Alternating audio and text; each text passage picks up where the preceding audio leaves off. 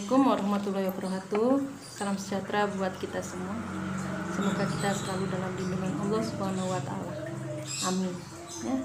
Dalam kesempatan ini, Ibu akan memberikan materi terkait dengan perencanaan fungsi-fungsi SDM. Ya. Sebelum Ibu lanjutkan, karena ini kondisi lagi puasa ya, Ibu ucapkan dulu selamat menjalankan ibadah puasa. Ya. Semoga kita diberikan kesehatan, kesabaran, pasti akan mendapatkan barokah dari Allah. Amin ya. Jadi Ibu mulai dari perencanaan fungsi-fungsi MSDM ya. Fungsi MSDM itu diterapkan dengan baik dan tepat ya jika adanya suatu perencanaan ya. Apa aja yang harus direncanakan ya? Yang pertama adalah perencanaan organisasi ya.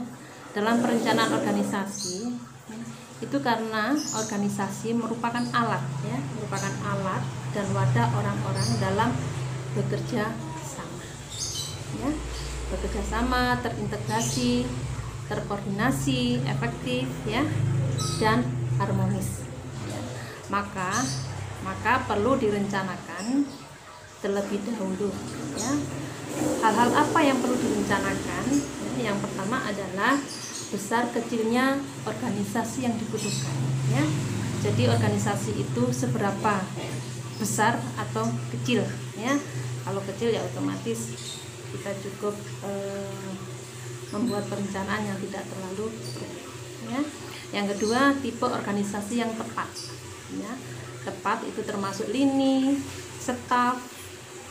dan staf, fungsi, fungsional dan komite ya. Itu juga harus direncanakan.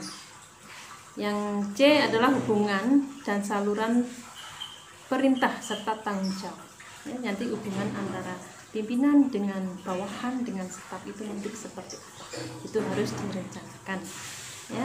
Yang D, struktur dan jumlah departemen atau bagian ya. Itu nanti job description untuk setiap jabatan ya. Rentang kendali setiap departemen atau bagian itu harus direncanakan terlebih dahulu ya. Yang kedua adalah perencanaan pengarahan ya.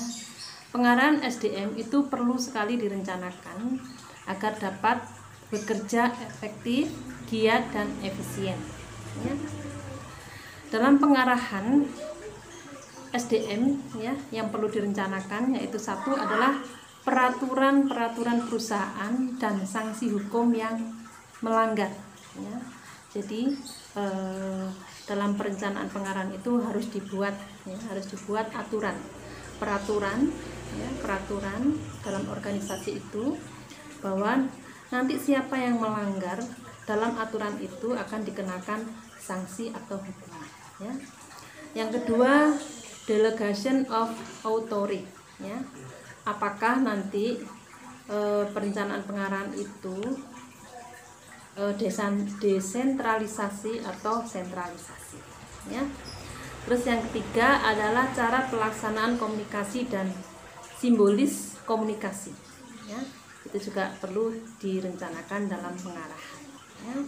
Yang keempat adalah alat-alat motivasi ya. Alat-alat motivasi yaitu contohnya peralatannya yang ada dalam suatu organisasi, keperluan sehari-hari ya, untuk melaksanakan pekerjaan di dalam instansi atau perusahaan ya. Yang ke E itu pengaturan pemberian intensif dan upah intensif ya. Jadi sudah ada perencanaan terkait dengan pemberian upah atau gaji karyawan ya. Setelah perencanaan pengarahan, yang ketiga adalah perencanaan pengendalian ya. Pengendalian atau controlling SDM ya. Itu harus juga direncanakan ya, agar tidak terjadi kesalahan ya. Apa aja yang harus direncanakan dalam pengendalian itu ya. Yang pertama adalah sistem dan poin-poin yang akan dinilai sistem poin-poin yang akan dinilai bagi SDM atau karyawan nanti waktu melaksanakan pekerjaan. Ya. Yang kedua adalah periode dan proses penilaian yang akan dilakukan. Jadi periode itu mungkin bisa per semester ya, atau per 3 bulanan, bisa per bulan, bisa per semester atau per tahun ya. Terus yang C, metode penilaian yang akan diterapkan ya. Jadi dalam perencanaan pengendalian itu ada metode penilaian ya. Penilaian nanti yang mau diterapkan seperti apa ya. Yang D, tindakan hasil penilaian terhadap SDM ya. Jadi tindakan jadi apa yang sudah dilakukan oleh karyawan ya, atau pegawai itu ya.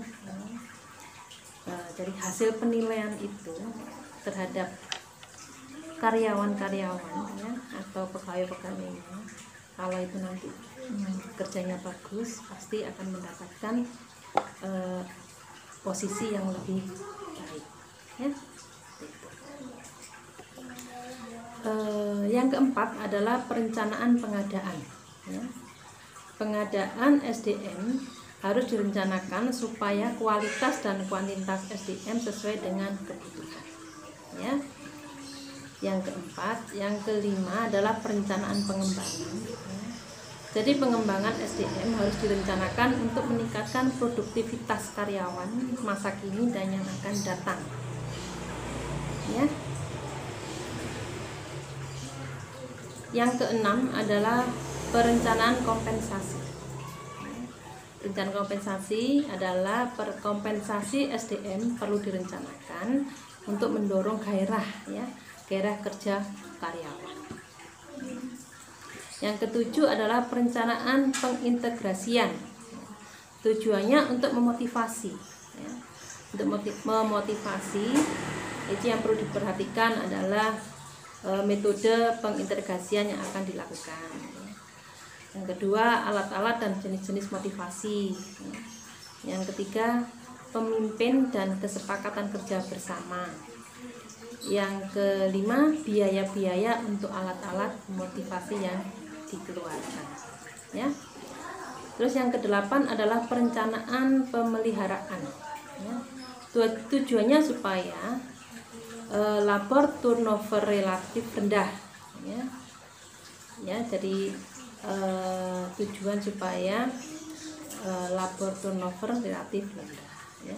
Itu ada hal-hal yang perlu diperhatikan ya, antara lain jenis kesejahteraan, biaya-biaya yang dikeluarkan, cara-cara waktu memberikan kesejahteraan dan lain-lain ya. Yang kesembilan adalah perencanaan kedisiplin ya. Kedisiplinan cermin dari tanggung jawab karyawan ya.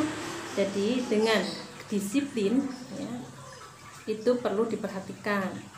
Contohnya ya, yang perlu diperhatikan adalah peraturan dalam perusahaan, sanksi yang diberikan ya.